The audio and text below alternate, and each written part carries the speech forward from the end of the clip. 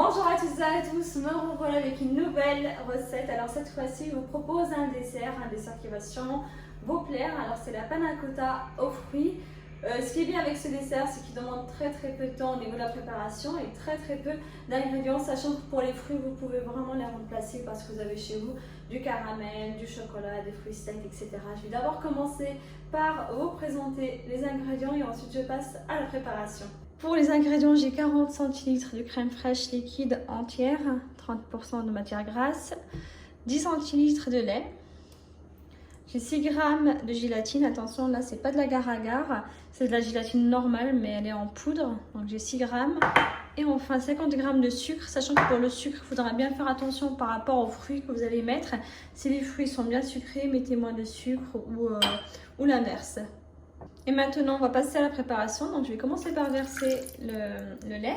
Ensuite, la crème liquide entière, de 40 centilitres. Le sucre. On mélange.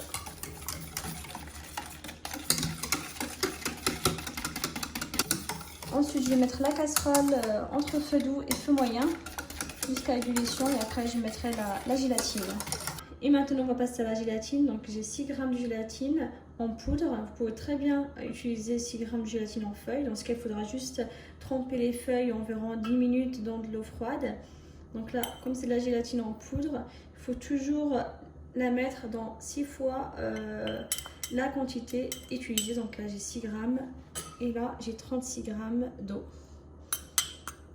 Donc, je vais la verser. Il faut toujours multiplier la quantité par 6. La quantité que vous utilisez par 6, voilà. Alors, on mélange bien et on va laisser la gélatine absorber l'eau. Donc, elle va gonfler au bout de 10 minutes environ. Alors, dès que le lait est bien chaud, on va verser la gélatine. Donc, gélatine en feuille ou l'agar-agar ou la gélatine en poudre. Il faut le faire directement dès que le lait est bien chaud. Donc, on mélange bien pour faire diluer la gélatine. Je laisse la crème refroidir un petit moment avant de la verser dans des verrines. Ensuite, il ne vous reste plus qu'à verser la crème dans des petites verrines.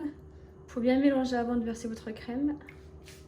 Maintenant, il ne vous reste plus qu'à mettre les verrines au frigo minimum 3-4 heures, sachant qu'il vaut mieux les préparer la veille pour le lendemain, sinon très tôt le matin si c'est pour le soir. Il faut attendre à ce que la crème soit bien ferme. Alors, dès que votre crème a bien pris,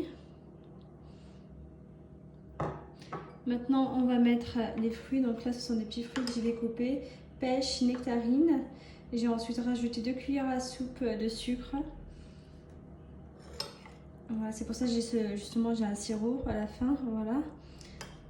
Et j'ai laissé les fruits avec le sucre pendant environ 2 heures, 3 heures au frigo. Vous pouvez très bien découper vos fruits la veille.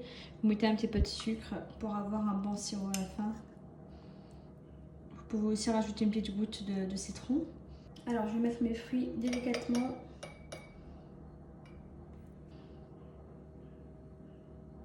Je mets ensuite un petit peu de sirop. Voilà. Voilà, c'est prêt. J'ai juste rajouté quelques noix de cajou sur le dessus que vous pouvez très bien remplacer par des amandes, des cacahuètes, etc. Je vais remettre ma crème au frigo un petit moment parce qu'elle n'est pas bien ferme. C'était juste surtout pour vous montrer la présentation de ces petites verrines. Donc je vais les remettre au frigo jusqu'à ce soir. En tout cas, j'espère que cette recette vous a plu. Voilà pour aujourd'hui, j'espère que cette recette vous a plu. N'hésitez pas à la refaire chez vous. Bien sûr, si vous avez des questions au niveau de la préparation, vous pouvez très bien me les poster juste sous la vidéo. Je vous répondrai avec grand plaisir. Et si vous souhaitez m'encourager, c'est très simple. Il suffit de vous abonner, liker et partager cette vidéo. À très bientôt.